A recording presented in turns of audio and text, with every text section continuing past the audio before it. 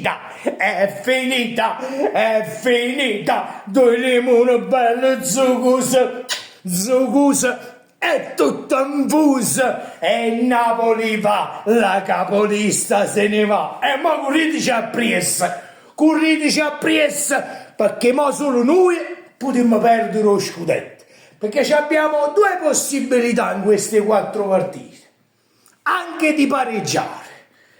Perciò dovevamo vincere stasera, perché in queste 4 partite ci possiamo permettere pure di pareggiare, ma non perdere ovviamente.